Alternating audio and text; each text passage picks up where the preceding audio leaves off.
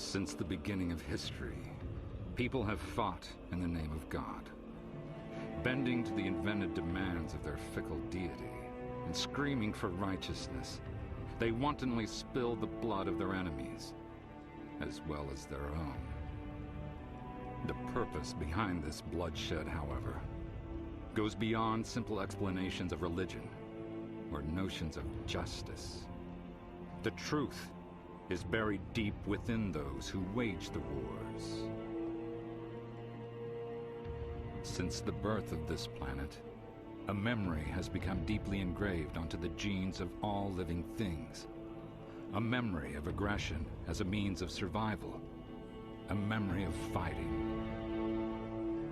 Humans seek to defend their actions in the name of truth. The act of fighting is itself a true act. Without this truth, the fighter will perish.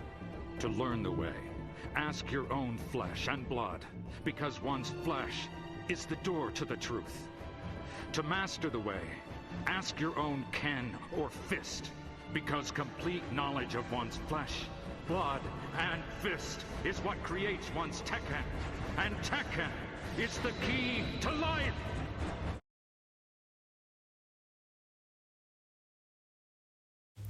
Greetings, brothers and sisters. In the name of Yahushua, how y'all doing? And I suggest you buckle up, because it's going to be a hell of a video. I can't even lie. It's a combination of two of my favorite series. Because, I made 2 videos before about Bloodlines, 2 videos before about Angelic Combat. So, both part 3s finna go in this same video. So, yeah, this Bloodlines part 3, Angelic Combat part 3. Same deal, because, from the jump, these 2 things have been intertwined. As you can hear from that little monologue earlier. And yes, that is from Tekken, a damn game. We done been through this a million times before. How these people, mostly the fallen ones, because the humans, the Masons and shit, they're just the little foot soldiers, They're not the ones coming up with all this. It's the fallen ones that love spouting their whole agenda behind these media walls, the sorcery. We done talked about this a million times before, because like the Joker said. Matter of fact, I let him say it. Ring, ring! So how do you keep a secret from the world's greatest detective? Well, do you know? You stick it right in front of him, right under his long, pointy nose, and wait! Yeah, we done been through this a million times. It's one of the devil's favorite moves, is to have niggas worry about the wrong shit, you feel me? Regardless of that, though, we know who the culprit is at this point. The more you learn about these fools, the more you realize there isn't all that much to learn, honestly. Because they did all that convolution on purpose because they're trying to hide. Because, well, first of all, man, the people who run this world actually don't look anything like who you think runs this world, or who well, not you, obviously, the masses, or whatever you want to call them. The masses, quote unquote. All them niggas is puppets at the Joe Bidens, the Obamas, that's all. It's them niggas behind the scenes, the ones that look like some, well, what they call fantasy fairy tale shit, when in actuality, that's coming from them days all the way down to now, you feel me? But anyway, that segues pretty perfectly into the next part, because we're going to talk about genuses. Now, that boy he said in the old video that angels are not what you think they are. And yeah, they're not. Remember, God said, well, there was more going on, but just for brevity's sake, in the Bible it said, God said, let us make man in our image, right? And God saw that it was good. So there we learned about kinds or types. A synonym for that would be genus, or genus, as some say. In the previous video I posted, we learned a little bit about the archons, who are mentioned in the book of so-called Enoch. We learned about their activity on this earth as well. We also discovered that, just as it states in Genesis 1:26, as we read, we look like them. So we could be considered or categorized in the same genus. Now, in the previous video, I also stated that our home has been in the midst of a planetary takeover for quite some time, and they want to replace our genus with their own. I meant species. They want to replace our species with their own. That said, it is these Aryan tribes that went by many names, including Scythians, that migrated into Europe in several waves, becoming the Druids, and intermarrying with the royal families and becoming sovereigns, the royal dragon bloodline.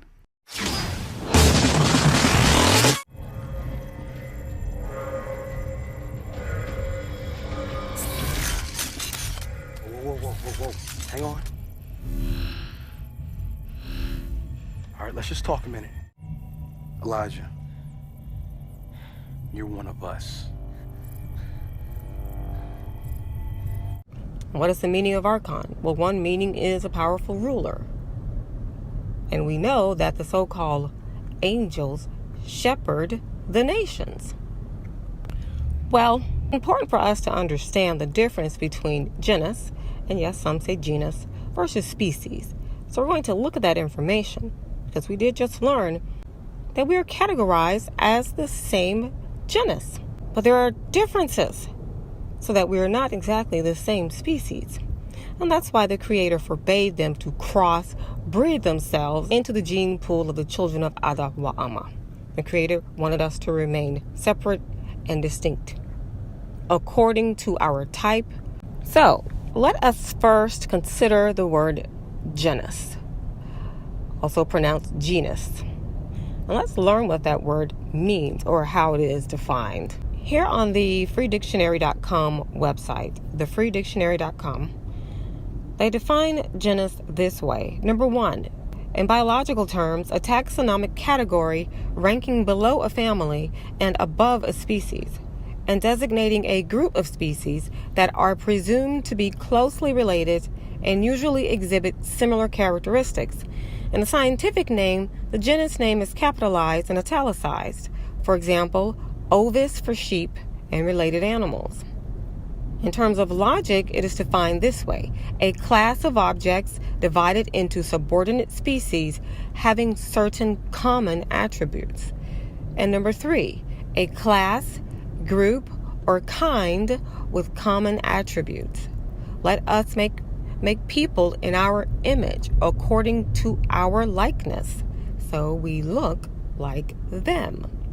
Despite its astronomical levels of absurdity, there's actually quite a bit of hard evidence that suggests that the lovable nanny Mary Poppins is actually directly correlated to the terrifying killer clown from the It novel and movies, Pennywise. We'll float down here. Look, I'm aware that these two characters would typically never be compared, but they're actually a heck of a lot closer than you may think. Let's start by examining the timeline by which they operate. Both have a tendency to come and go, often staying gone for years on end. To be exact, the film Mary Poppins Returns, starring Emily Blunt, takes place 25 years after the events of the original, marking 2.5 decades before her triumphant return to 17 Cherry Hill Lane. Conversely, in It, Pennywise leaves for 27 years, just slightly longer, before returning to torment the fictional town of Derry, Maine once again. Plus, they both come back to regenerate energy from a brand new group of young children. That's sort of like their life source in a way. Although one survives off of joy and the other survives off of fear.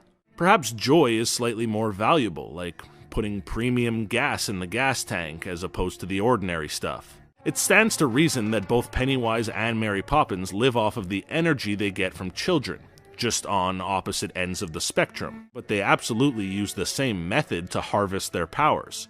They also have a tendency to return to the very same kids that they originally visited. Mary Poppins returns to the Banks kids as an adult, whereas Pennywise comes back to torment the Losers Club, who have since grown up. What's fascinating is that in both versions, the grown-up kids completely forget their experiences with these supernatural beings. I mean, that's a bit odd, no? Speaking of them coming back, it's also worth noting their paralleled origins. Mary Poppins comes from the skies above, whereas Pennywise comes from the sewers below. The symbolism isn't lost on me either. After all, we all know what's supposed to be up there, and on the other hand, what's apparently down there. You don't have to be a religious buff to know the etymology of the old heaven and hell dynamic. It should be noted, however, that not all good things come from above and not all bad things come from below. Another interesting similarity between the two characters is their tactics. They're both really big into luring. And it's not just that, they both lure children named Georgie away from their siblings. You need to be more careful when the wind rises, Georgie. You nearly lost your kite. And you too nearly lost your Georgie. I don't know what it is about that specific name, but there must be something extra enticing about kids named Georgie. Hiya, Georgie. Both occasions happen in pretty turbulent and rough weather conditions as well. Furthermore, they both lure children named Georgie away from their siblings in bad weather conditions by using the kid's paper toy. Mary Poppins uses Georgie's kite, while Pennywise uses Georgie's boat. I mean, they're mirror images of one another, people. The exact same thing happens in both movies, only one makes you scared and the other makes you feel good. Another similarity between Pennywise and Mary Poppins is the fact that they both have the power to use what's in a child's mind. Pennywise gets into their mind and learns their fears to use against them. On the flip side, Mary Poppins uses their imagination to capture their minds. Poppins uses the kids' imaginations to take them into a wonderful, colorful world of wild animated friends, while Pennywise uses their fears to tap into their worst nightmares. In a way, they're both kind of magic, right? Like, both examples are really bordering on the cusp of mind control. They pretty much alter people's thoughts and memories. For all we know, Mary Poppins is just a really nice and caring witch. Her tactics have witchcraft written all over them. Sure, she's friendly, but she also gives off some serious witchcraft vibes.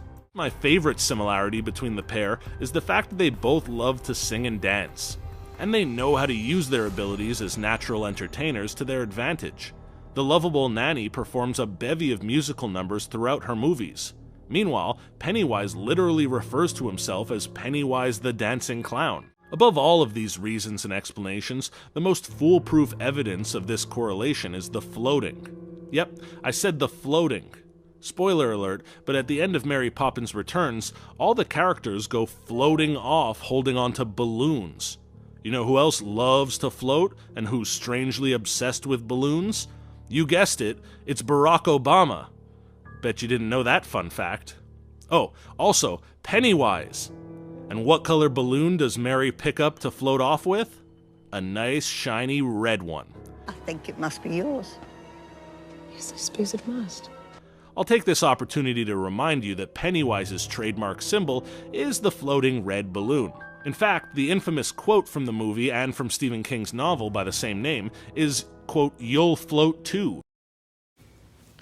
Typical fallen angel nonsense.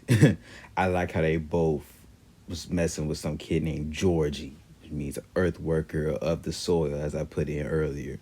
And we're the ones who are in tune with nature, if you remember. So who do you think they're talking about? You can't even say two sides of the same coin. It's like they're on, it's like both ends of the same ruler. You feel me? Literally, they are of that they're of their father, because, you know, whatever you want to call that nigga, man. Jehovah, Yahweh, the fake one, the damn bipolar freak. Yeah, two sides, but neither one is good. That's why the yin and yang, the light part has one dark orb in it, and then the dark part has one light orb in it. It's like, it's all messed up. Nothing's absolute. Everything's shifty, bro. Like some this little expression I coined the other day. I said I like to say it as they see the world in 300 different shades of black and white. Fool. It's like nothing is set. Nothing, they're just shifty. Everything about them is too shifty. On top of that, only a fool would witness something, a being at work, such as Mary Poppins, and not think that she has some sort of ulterior motive. Like, there's just no way in hell, bro. But as you can see, they're pretty, I mean, they're not exactly pushovers. You know, these are the type of things that that's what we're for. 144 arcs, that's what we're for. That's not the only reason, obviously. But for right now, the way things are right now, that's what we're here for. Because, look, you know who I am by this point. I love to fight. That's like my thing. That's like kind of my thing. Like, seriously, that's my thing with in this kingdom. But like, that's not even the part I'm really looking forward to. I'm looking forward to the part after we clean up the trash, after everything's set in stone, after our king comes back. That's going to be the fun part.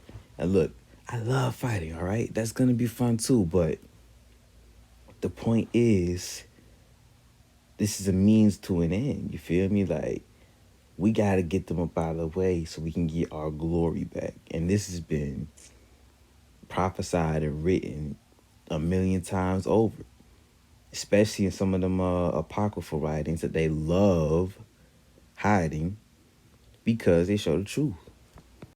Shalom, brothers and sisters. All honor and glory and praise goes to the Most High Yahweh in the name of Yahushua HaMashiach. I'm Brother Jedaniah. Welcome to another video. And this video is titled The War Scrolls. And the War Scrolls are called the Wars of the Sons of Light against the Sons of Darkness. お前らさえこの国に来なきゃドレスローザは平和だったんだ。嘘つけ、上っ面だった。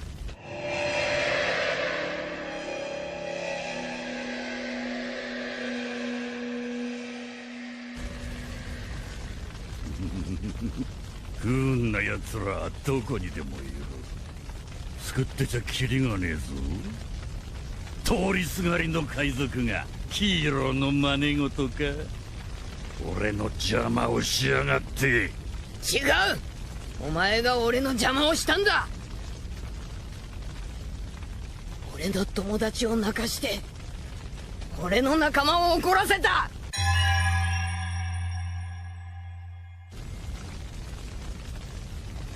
それでもお前は倒れねえから俺が全部引き受ける。誰も死なせね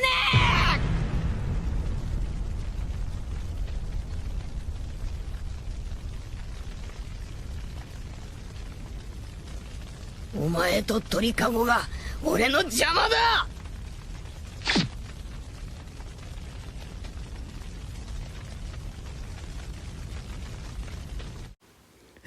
Notice how when Monkey D. Luffy, the Will of D, the line of David, notice how once he gets to tweaking, that's the only thing they gonna wipe that smug-ass smile off their face. See, it's a reason they hate us so damn much, man. The War Scroll, Column 1. For the instructor. The rule of the war. The first attack of the Sons of Light shall be undertaken against the forces of Sons of Darkness, the army of Belial, or Beliar. Same word. Anyway, the troops of Edom, Moab, the sons of Ammon, the Amalekites, Philistia, that's the Philistines, and the troops, basically the Hamites, and the troops of the Kittim of Ashur, Romans. Supporting them are those who have violated the covenant. So these are all the other nations that are confederate with them. The Order of the Eastern Star is a Masonic organization with over 500,000 members, spanning 21 countries, based on the stories of the Bible. Their teachings revolve around 5 biblical heroines: Ada, Ruth, Esther, Martha, and Electa. Each of these female characters is assigned items of symbolic value, such as a sword and veil, a sheaf of barley, a crown and scepter, a chalice, and a broken column. Each also represents a virtue, such as obedience to duty, religious principles, loyalty, endurance in trial, and endurance in persecution. Of course, these 5 characters, virtues, and colors are all expressed in their emblem of a 5-pointed star, with the white ray of the star pointing downwards. Surrounding the center pentagon in the emblem are the letters FATAL, That's why I can't stand this shit, man. Remember, they want to be us so bad, right? You know, the devil moves in fives. I heard something like that. And it's 5 points to the pentagram and shit. So when you hear them talk about these so-called biblical heroines, they're not talking about the actual ones. They're talking about them and their fake-ass little cosplay since they want to be birds so bad. But, man, that's besides the point. Yeah, these are the ones who set up all these secret societies, who came down from the stars and taught these niggas how to do this, that, and third, and just stray farther and farther away from the truth. Yeah. I mean, at this point, she redundant a little bit. I take a look at this picture. Ain't that a trip? Look at One Piece. Pretty much all the 5 characters in One Piece tower over everybody else. There's concepts behind all these. And I mean, like, you can look at pretty much any series, like, all the evil people, like, for example, from Sailor Moon, what's her name? Queen Beryl, who turns into Natalia, some deity, quote-unquote, named Natalia in Sailor Moon. When she goes from being Queen Beryl to Natalia, which is her actual form, she grows like 500 feet. And I mean, that's them. Look. Like, bro, be honest, back in them days, where, I mean, you could just go out to try to sit by the lake and a fat-ass tiger might just come and just swipe you. Just swipe you dead.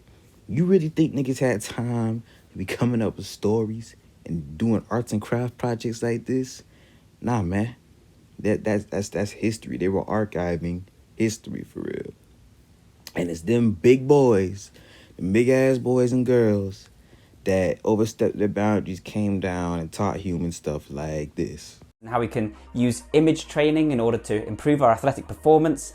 And I've discussed how, in some ways, visualization may be the very foundation for our thought, thanks to something called embodied cognition. All 6 of his family are highly skilled.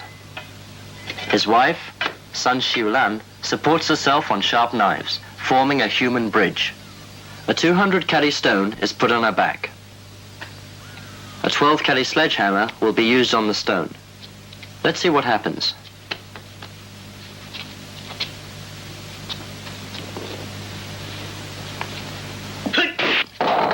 The stone is broken, but she's unharmed. Directed by James McTeague and produced by the Wachowskis, Ninja Assassin is the story of Rizzo, an orphan who's recruited into a shadowy clan of ninjas who carry out political assassinations. How can he stand so many tiles? Really incredible. And he's smiling. An adult couldn't stand 1 tile. Try it if you're tired of living.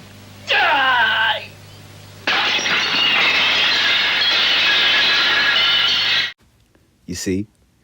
Now, don't get me wrong.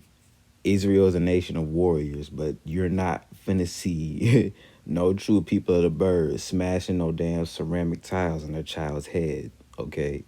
First of all, our power is not even physical. Second of all, what the hell?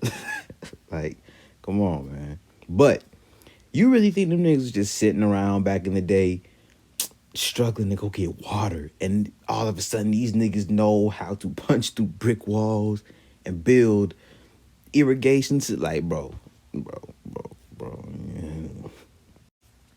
And it goes back to fighting, because I've talked about it before, but you know, the whole, well, not even the fact that I talked about it, it's just written in multiple places that the whole art of combat and just making weapons in general comes from heaven. That doesn't just mean with swords. That's martial arts too. I know. Remember earlier how dude was talking about how the art of fighting is like truth in itself. It is an expression of truth because, all right, look, fighting doesn't have to be physical. I mean, fighting a good fight could mean all types of things. The fact that God separated light from the darkness, okay, obviously, from the beginning of that, there's going to be a conflict, you feel me? And it's like, okay, so let's say you got your truth. Your truth is you believe that there should be good in the world. They got their truth. Their truth is, you know, they want evil and shit. Okay, well, the house is only as steady as the foundation. So your foundation is strong. That's your truth. Okay, well, let's say the enemy, they got a 50 megaton bomb. They won't drop it on your foundation, right? Your truth. And your foundation is very strong, but that attack, it's stronger. So what are you going to do? You're going to let your foundation be broke? Or you're going to stand on top of it and defend it? Are you going to fight for your truth? You feel me? So these things, man, it goes a lot deeper than what people may realize. And you know, the role of a warrior is just as much knowing when not to fight as it is to fight. You feel me? Like, it's not all about just all in complete and utter destruction. Nah, man. Being a true warrior is knowing when to have a steady hand and to take an empathetic approach, and when to shed the blood. And a lot of people don't understand that. And that's why people always saying, like, when it comes to real intense bouts, whether they're supposedly fictional or real, it's not just a battle of, like, flesh and blood, bone and skin and fist hitting each other. It's a battle of ideologies. It's a battle of philosophies, a war of attrition, if you will. You feel me? Like, it's not just, it's deeper than what you see on the surface, you know? Their aspect of Lord Azazel. And that's him with the swords, because he taught humanity how to make swords and weapons to defend themselves. And he taught us self-defense. He taught us martial arts. The martial arts, that whole skill set comes from Lord Azazel.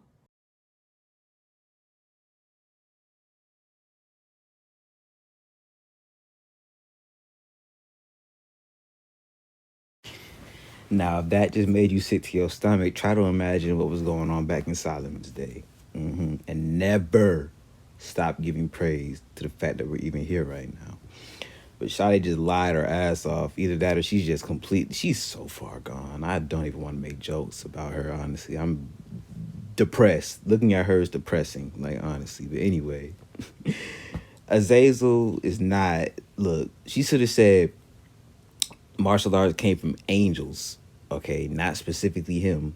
And she said to defend themselves from what? There was no conflict. There was nothing wrong before that happened. They were the cause of that. So you see, they probably lied to her too.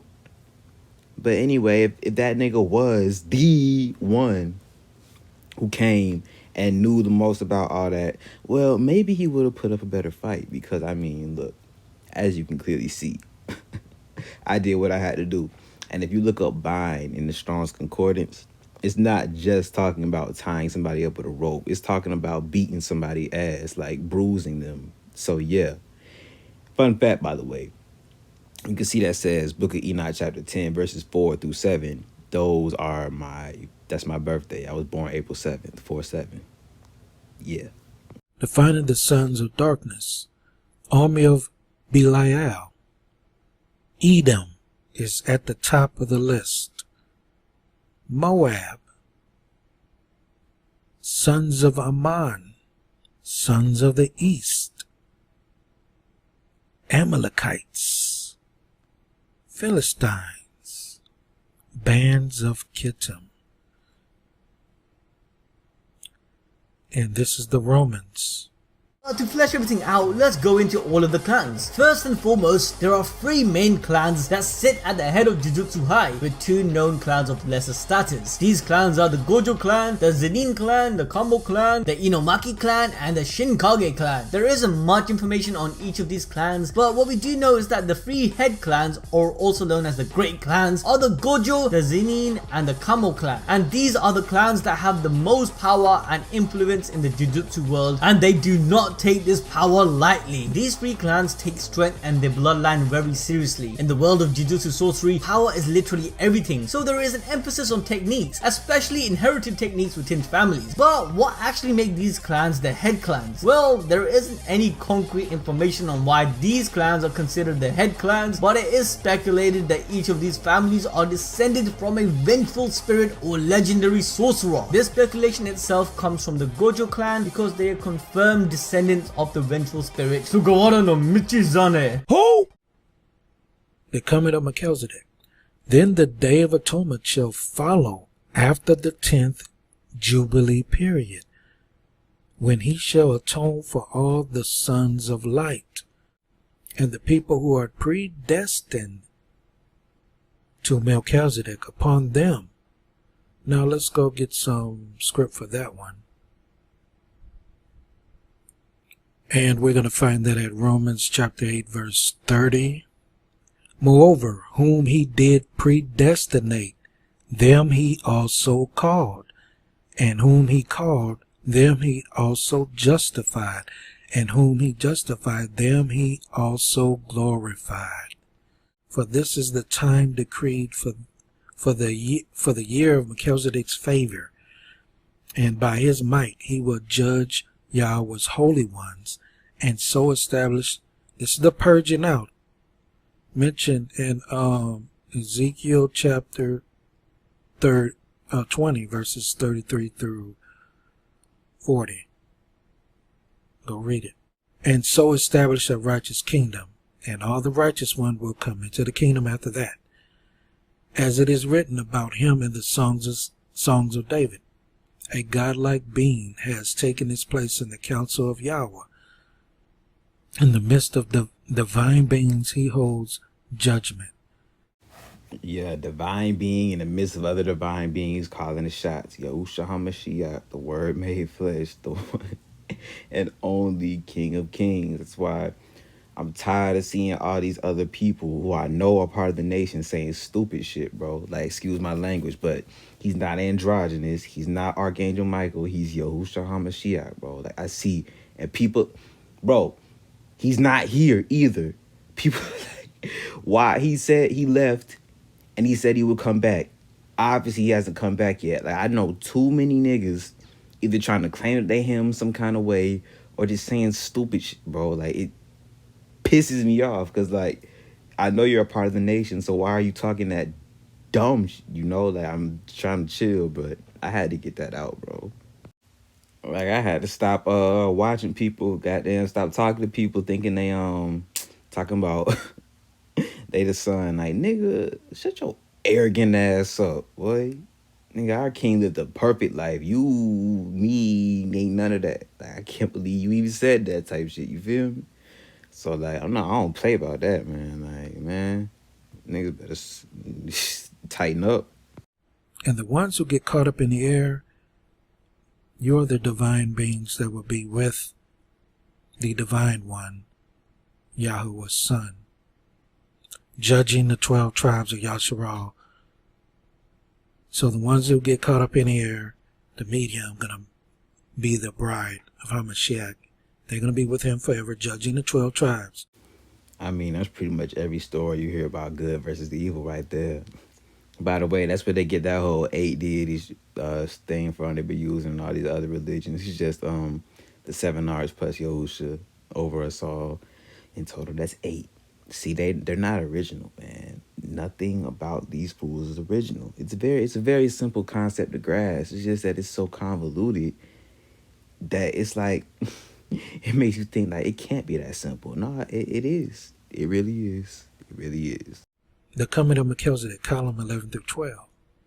Concerning what scriptures say, how long will you judge unjustly and show partiality with the wicked? Selah. Psalms 82 and 2. The interpretation applies to Belial and the spirits predestined to him. That's the sons of darkness. That's the unrepentant sinners. But Melchizedek will carry out the vengeance of Yahweh's judgments. And on that day, he will free them from the hand of Belial and from the hand of all the spirits of his lot. This is talking about Hashatan. Allied with him will be all the righteous divine beings.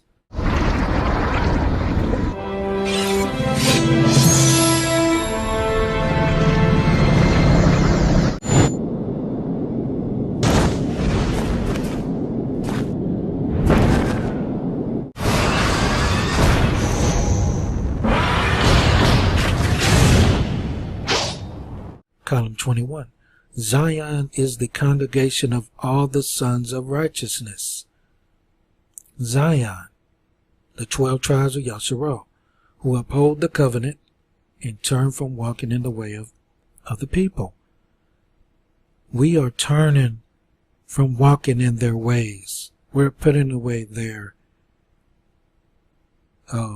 civilized ways, their churchianity.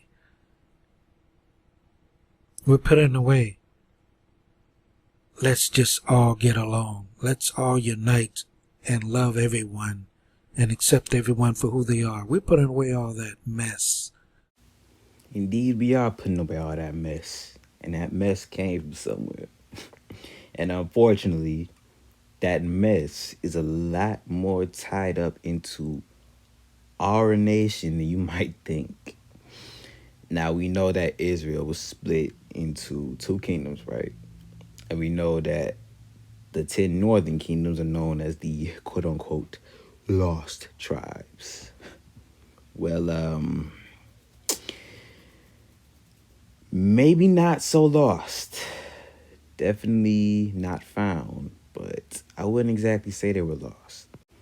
And remember, when he gets to talking about the whole God-like races and things like that, remember, line of David, us, the angelic humans, we came down the right way, all right? We came through the right way, all right? Through the real Ark of the Covenant, which is the black woman's womb, which is what their models turn after, blah, blah, blah, this, that, and the third. Them the ones who did all that extra, so just remember that distinction. Tuatha De Danann means tribe of the goddess Danu, a godlike mythological race from pre-Christian Gaelic Ireland. The Tuatha De Danann were descended from Nemid, leader of a previous wave of inhabitants of Ireland. Nemid means privileged or holy in Old Irish. His people or clan are referred to as the Nemidians, and they were said to have had a genealogy going back to the biblical Noah. Nemid was the son of Agnomon of Scythia, and the Scythians have been associated with the tribe of Dan. Well, golly gee, we getting answers just like that. Man's mentioned Noah and Dan, Daddy boy. Whoa, where did it all go wrong? The Phoenicians had a close relationship with the Israelites. Their royalty married each other, they traded with each other, and significantly, they went to war with each other. In the 18th century, linguists noticed a great similarity between the Phoenician and the early Irish Celtic language. That said, we know that from 2000 BC, tin mining started in Cornwall, and the Phoenicians traded directly with Cornwall. The name Britain comes from the Phoenician name Beretanic, meaning land of tin. Whoa. Nah, go back and listen to what he just said again. Yeah, Israel is real important. Real important. See, gosh, man. Remember, Abba said that Esau, or, well, that's not really his name, but it was just describing his appearance, because in our language, they were saying Esau because he was pale. So Esau is not his name. They were just describing his appearance. Esau, he's pale. Guys, Abba said Esau would be the end of the world, and Jacob will be the beginning of the world that followeth. So, I mean, just take it in through that lens. And also, even more impressive is the Ten Commandments that is carved on a large inscribed stone in New Mexico. On the very highest part of the mountain, there's an inscription saying, Yahweh is our God. And this is the Hebrew from 1200 to 600 BC, the Paleo-Hebrew, where they still wrote what we'd call the Tetragrammaton, the name of God. And in the rabbinic period, they didn't write that. So you can date it that it clearly goes before that period of time. Well, why aren't these facts in the history books? Now, Britain had been an Israelite colony for about 300 years when Samaria fell. Some tribes sailed for the British Isles. The Simoni, it's in the ancient records of Allen's book, arrived by sea, and he dates it to about 720 BC. In Wales, the early Welsh called themselves also the Bryths or the Brythonic Celts. The Phoenicians had been present as miners and as traders, mining tin in that area for many, many years, even before their alliance with the Israelites. And always remember, whenever you hear about Celts or Old Irish, anything Gaelic like that, they're talking about them damn fairies, elves, and shit like that. At the very top of this tree, you see the Merovingians. And if you don't know, oh, this shit is so gay, bro. All right, look. The Merovingians, bro, descended from some nigga named Meros or Mero something. He had two dads. One was a wicked-ass king, and one was a marine, an arcane sea demon, basically. And from these two niggas is how you get elves and fairies and them Twilight-type vampires. You know how in Twilight you got the Cullens, you got the other Covens, and then you got the Volturi at the top, and everybody answers to them. Like, that's how this shit really goes. And, you know, this is the type that got all mixed up with us. And besides, like, them just being completely and utterly diabolical on their own, we had to go ahead and start goddamn shucking and jiving with them. So, there's a lot going on. That said, it is these Aryan tribes that went by many names, including Scythians, that migrated into Europe in several waves, becoming the Druids, and intermarrying with the royal families and becoming sovereigns, the royal dragon bloodline. The Tuatha De Danann, or part of the tribe of Dan, obviously, arrived as well in the British Isles, principally in Ireland. A lot went a shorter distance to Carthage.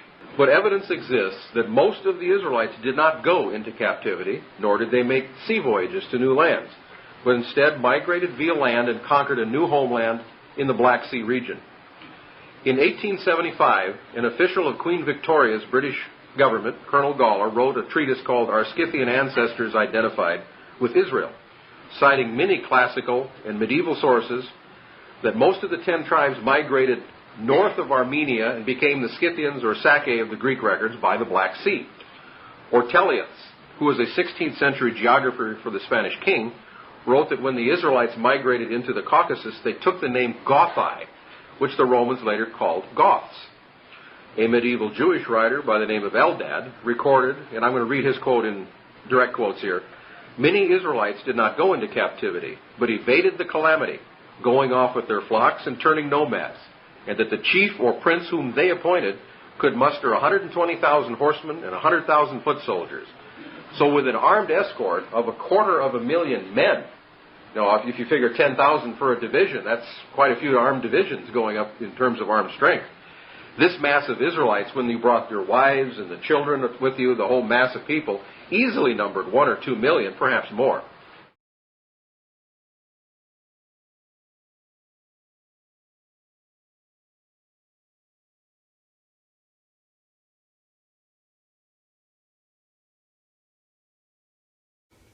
There's nothing new under the sun. History repeats itself.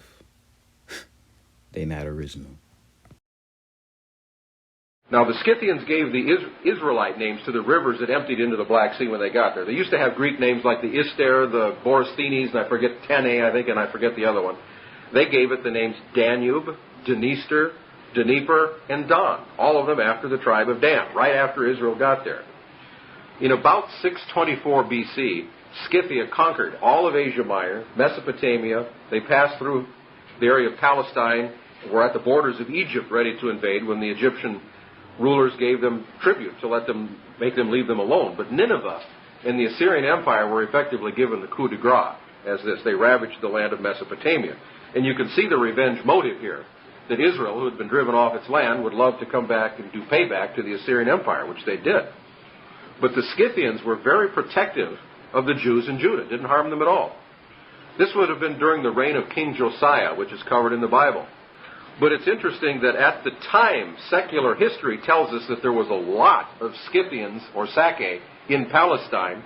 The Bible, during the reign of Josiah, doesn't call them Scythians, or doesn't call them Sake. But it says at that time that Josiah invited the people of Manasseh, the people of Ephraim, the remnants of Israel, or Israel that were present there at the time of Josiah's reign, to join in the holy day. Since the Bible was written from the standpoint of the Hebrew people, it gives the Scythians their old Hebrew names, which were still very well known to the Jews because only a century had gone by since they left.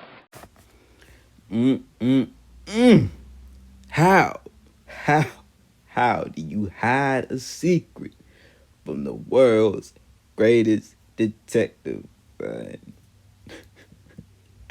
You stick it right under their nose and wait. Niggas done known about the Irish. Niggas done heard the word Irish since they was like 1, 2. Since niggas could process words, I've heard the word Irish before, or Gaelic, or elves, or fairies, or anything like that. Never in a million years would I have thought that this would be the case.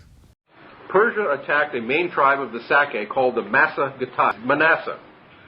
Scythia was ruled at that time by a queen. Her name was Tamaris. But this queen was a tough lady, and when Cyrus the Great attacked, she warned him to stay out and told him he would get his fill of blood if he didn't leave. But they tried to keep the peace. Persia was the aggressor. The Scythians said, why don't you go back to your own place? We'll live in ours, and let's avoid all this bloodshed. Persia would have none of it. So they attacked. Queen Tamaris led her army against the Persians. Cyrus the Great lost his life. He was killed there. Most of his army was destroyed, which the Greeks record of this battle. The Massagetae utterly crushed the Persian Empire, and yet you hardly hear about them in any of the history books.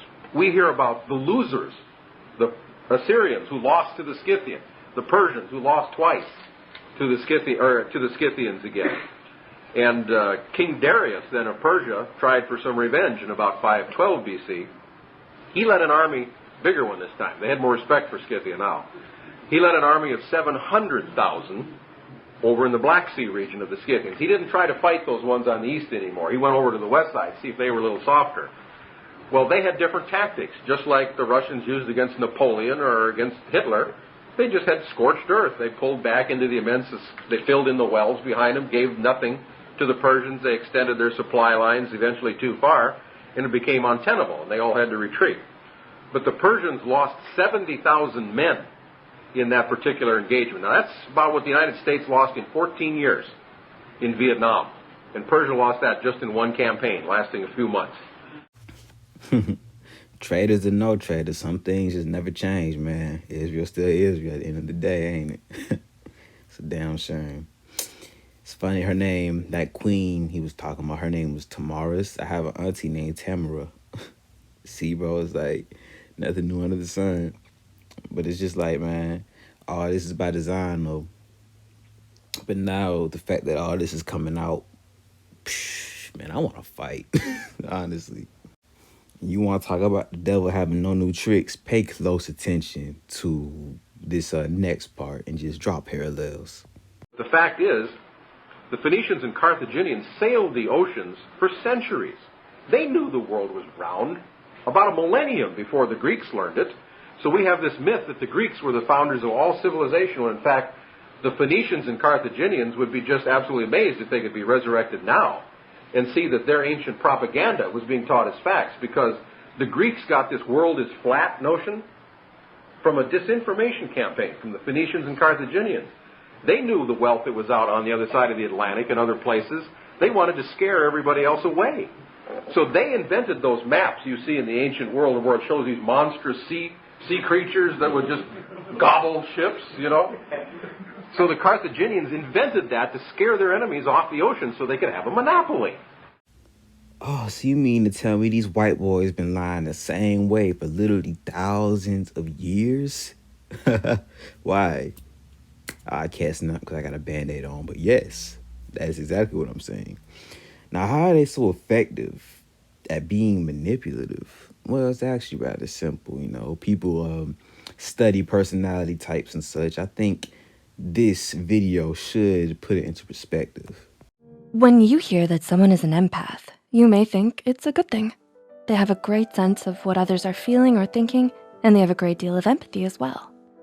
But what if someone possessed cognitive empathy and displayed traits of a dark personality type? Would they use your feelings against you, know exactly how to behave to appear kind and normal, while hiding their true intentions. Just because you display empathy doesn't mean you share another's feelings emotionally. That is effective empathy. Dark empaths often use cognitive empathy to their advantage, meaning they know what it is you want and feel, but dark empaths may use it against you. Just like that clip I put in Bloodlines too. They are inverted duplicates in every way, shape, form imaginable. But you see, they want us to be like them.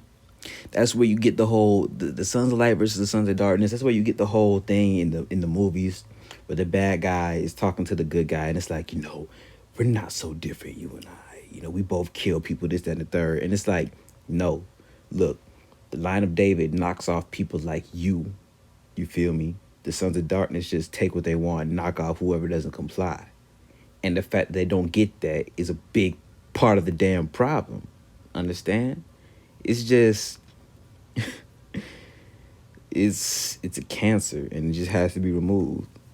Family business. I don't understand it. Why would someone as powerful as you throw your own son into the canyon? And why are you now flooding the world with weapons and planning its destruction? Why is the world your enemy instead of your own hatred? Then tell me what you consider justice. Justice? Rationale is a better word. Is the truth your rationale for living life like you do? What do you mean? Just this.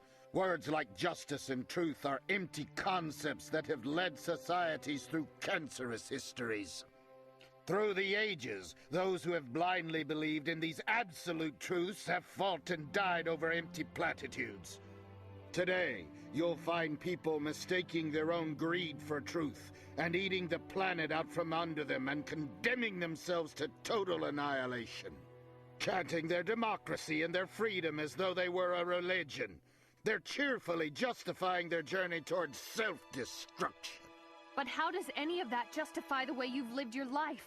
Don't you get it? The only way to truly salvage this disgusting world is to destroy everything on it so a new world can be rebuilt. You monster! You threw your son into the canyon specifically to place that dark hatred in his heart. You've groomed the perfect successor for your plans of carnage and genocide. My Tekken will create the destruction of the devil and the renewal of the gods. No one has that kind of right. They seem to think they do. And that clip is from the exact same movie Tekken that I played at the beginning of this video. I don't even have anything to say. Like, that one was pretty self-explanatory. Keep it a buck with shit. And they play with the symbolism with this shit over and over again, because at the end of the day, this is all that really matters, and they know that, and we know that now. So, I mean, what else? Like, ain't really nothing else to worry about in their case, because this is it. What you see around you, this is it for them. We got, oh my God, so much more coming. But they have the rewards, so it's like, yeesh, yeah, Anyway, though, this is Katakuri. You see the parallels already. That's David and Goliath on the right, Luffy versus Katakuri on the left. We know the will of D is the will of David, line of David already. So, see, Katakuri right here means violet flower. Now, violet represents spiritual enlightenment, psychic ability, and such. And I saw somewhere else it means like see things clearly. The original dragon goddess, who sort of represented the chaos out of which the universe was created. Yeah. What does it mean to you exactly? The symbol of the dragon. Yes, in connection to what you're doing. Transcendent consciousness. Okay. The ability to clear the mind. Let's have a look at the word dragon. The word dragon comes from the Greek edrakon, which is what they call an aorist, or a verb that hasn't got a past, present, or future tense. It's just a verb. Of the word dokesthai, which is a word which simply means to see clearly. Now, that means that the word dragon simply means one who sees clearly. The idea of kingship, or the word, let's have a look at the word king. King means to see clearly, and dragon means to see clearly. So therefore, dragon king is a bit of a tautology, really, because dragon and king are the same thing, or dragon and prince, the first. The symbol of dragon for me represents, firstly, you have the serpentine quality of it, which has always been associated with healing, with the spinal column and the cerebral cortex and so on. Secondly, as a serpentine figure with wings, it shows that that healing power, or the healing of the mind, has transformed the individual, who now has a higher overview of life through clarity than perhaps other people do. But there you have it right there. You see they love flipping shit around, because right here, we're red and the dragon's blue. It's supposed to be the other way around. So it's like, but at the same time, even this nigga Luffy, like, he's just a big duality symbol too. He could be both of us. By the way, that straw hat thing is a direct insult to us, because straw is considered like the lowest form of food. Like, straw goes to the beasts, right? And it's symbolism. So the line of David is literally wearing a straw hat. So every time somebody says straw hat Luffy, they're basically calling this nigga like food for the beasts. But because it's duality, he can also represent the sons of darkness. They're calling themselves food for the beast. You feel me? Or like the Zionists are. It's like, see, it's that middle ground gray area shit that I hate, because my father hates it. You either pick one or the other. If you didn't know, there's this thing called a rice experiment, right? Where you can take, or you can use plants or like water. You take like 3 bowls of rice. One you speak hate to every day. One you speak love to every day. One you don't say anything at all to. Would you know that even if you speak hate to a bowl of rice every day, it will come out looking leagues better than if you don't say anything at all? That should say enough right there. He will no longer be in our midst forever.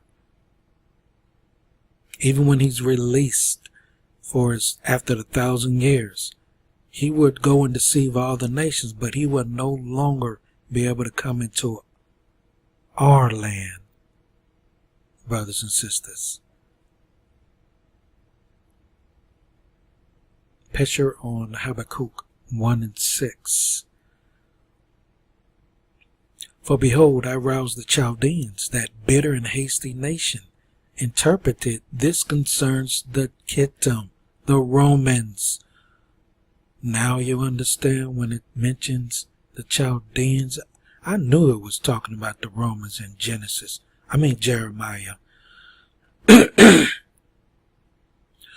when it was talking about the Chaldeans. But this here gives you an idea. This concerns the Kittim, who are quick and valiant in war. Now remember, Kittim, let me go get it. Kittim, who is the Romans, became one with Edom long time ago. This is the book of Jasher, chapter 90, verse 30. He then heard that Edom had revolted from under the hand of Chittim, and Latnus went to them and smote them and subdued them and placed them under the hand of the children of Chittim. Okay, sorry about that. Let me start over. He then heard that Edom had revolted from under the hand of Chittim, Rome, and Latnus, went to them and smote them and subdued them and placed them under the hand of the children of Chittim.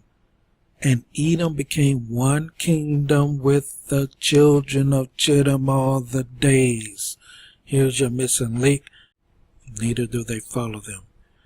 Habakkuk. They are fearsome and terrible.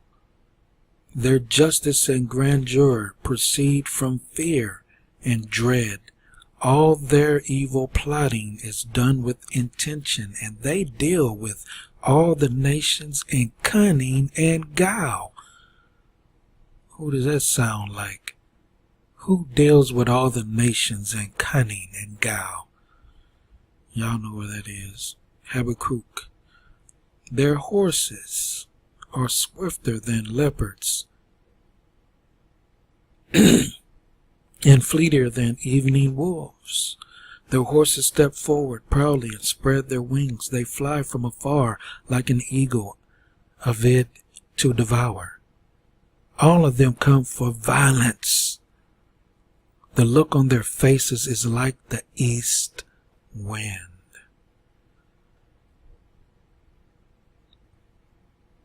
Wow.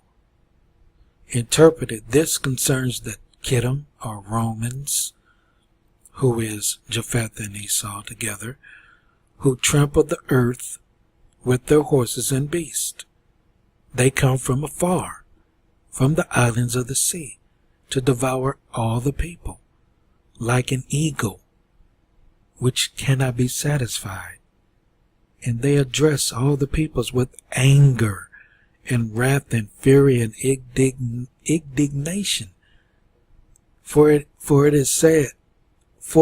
is as he said, the look on their faces is like the east wind. In other words, they have no look on it. They are merciless. More. Now you see, even more so, what's really going on. If you had a pretty clear understanding before, it should be crystal clear now. Yahuwah willing. I know it is for me. Ain't too many more questions about the who details maybe, but as far as the broad strokes, hey man, I know enough. Anyway though, all praises unto the kingdom in the name of Yahushua and Yahuwah. Now y'all see, look, devil has no new tricks. That turn the other cheek nonsense, the same as all this love is all, love all the same. It's the same spirit, bro. I don't know why they tried to, nah, man, that's not us, all right? Fighting, combat, conflict, whatever you want to call it, as of right now, is just intrinsic to this state of existence. Until we get rid of those idiots, we will never be at peace. I just have to be honest. We will never be at peace as long as these fools remain breathing, sentient, existent, whatever you want to call them. All right? If they're anywhere but the lake, it's a problem. End of story. That being said, y'all stay prayed up and train hard because we gonna need you. The impressive ruins of the fortress of Sacsayhuaman, used by the Incas to protect their royal city. Like pieces of a puzzle, as though they were light as matchboxes, huge boulders form a wall 1,200 feet long. The fortress existed long before the Incas' time. When Pizarro, the Spanish conquistador, inquired about the builders, he was told they were a light-skinned, bearded, red-headed race of men, the descendants of Viracochas.